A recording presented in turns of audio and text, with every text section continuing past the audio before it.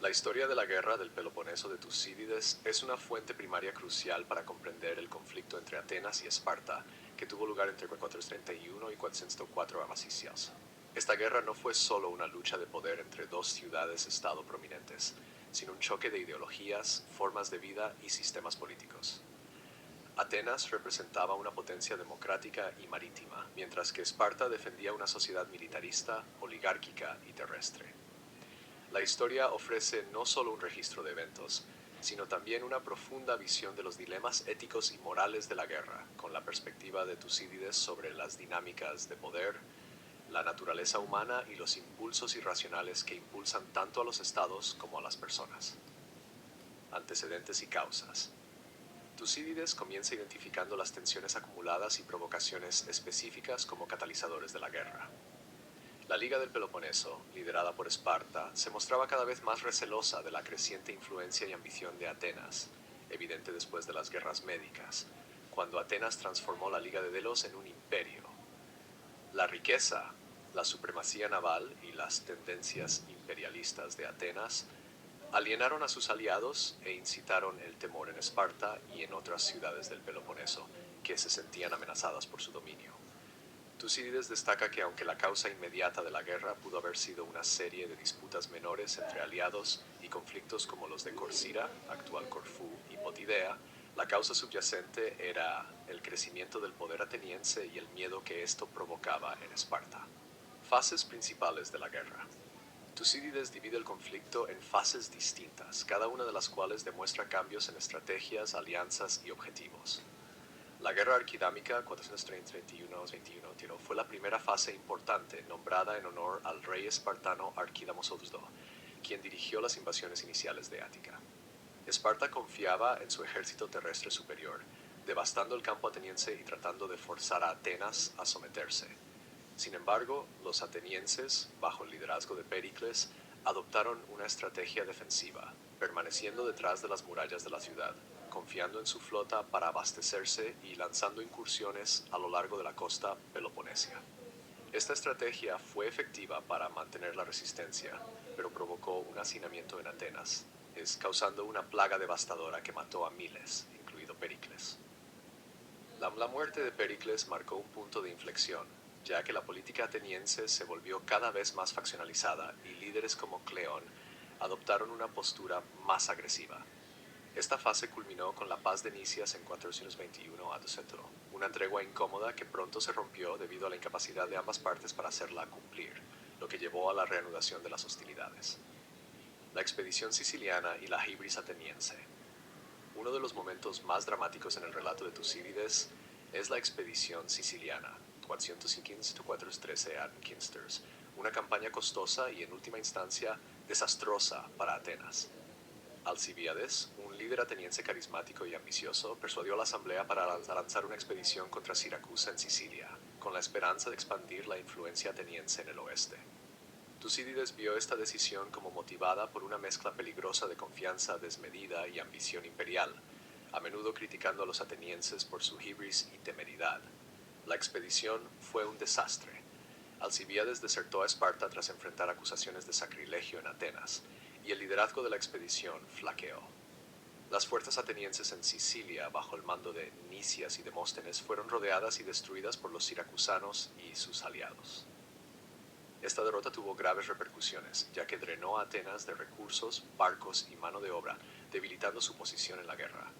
Para Tucídides, la expedición siciliana simbolizó los peligros de la ambición desmedida y la falibilidad de la toma de decisiones democráticas impulsadas por emociones en lugar de la razón. Fase final. La Guerra Jónica o de Célica. La fase final de la Guerra del Peloponeso, conocida como la Guerra Jónica o de Célica, estuvo marcada por un cambio en el panorama estratégico y la intervención del Imperio Persa. Esparta recibió apoyo financiero y militar de Persia, lo que le permitió construir una flota para desafiar la supremacía naval de Atenas. Con el oro persa financiando la flota espartana y la habilidad táctica del general Lisandro, los espartanos representaban una amenaza cada vez mayor para Atenas. Al mismo tiempo, las divisiones internas dentro de Atenas se intensificaron, llevando a un breve periodo de gobierno oligárquico bajo el régimen de los 400, en 411 Alcesímenes. Aunque la democracia fue pronto restaurada, la ciudad permaneció debilitada por la inestabilidad política, exacerbada por el descontento creciente ante la prolongación del conflicto. El golpe decisivo llegó en la batalla de Gospótamos en 405 a.C., donde las fuerzas de Lisandro aniquilaron la flota ateniense, cortando efectivamente a Atenas de su suministro vital de grano. Al año siguiente, Atenas se rindió a Esparta, poniendo fin a la guerra con la capitulación de la ciudad y la imposición de un gobierno oligárquico conocido como los 30 tiranos. Temas en la obra de Tucídides. La obra de Tucídides no es solo un relato de eventos, sino una profunda exploración de la naturaleza humana y las consecuencias del poder. Su análisis de la guerra examina los aspectos más oscuros de la humanidad, destacando cómo la ambición, el miedo y el deseo de poder pueden llevar a decisiones desastrosas y a la decadencia moral. La obra está salpicada de discursos, un recurso retórico de Tucídides para presentar las perspectivas y motivaciones de figuras clave y ciudades-estado. Estos discursos, como la oración fúnebre de Pericles, articulan justificaciones ideológicas de la guerra y sirven como reflexiones sobre temas más amplios como la democracia, el patriotismo y la resistencia humana ante la adversidad. Un aspecto significativo del análisis de Tucídides es su perspectiva realista en las relaciones internacionales. Él presenta la idea de que, en un mundo gobernado por el poder en lugar de las consideraciones morales, los estados actúan principalmente en su propio interés. Esta perspectiva se ilustra vívidamente en el diálogo de Melos, donde los enviados atenienses dicen a los neutrales melios que los fuertes hacen lo que pueden y los débiles sufren lo que deben. El diálogo demuestra la brutalidad del imperialismo ateniense y sirve como crítica de la idea de que la justicia puede prevalecer en las relaciones entre estados. Otro tema recurrente es el impacto de la guerra en la sociedad y en los individuos.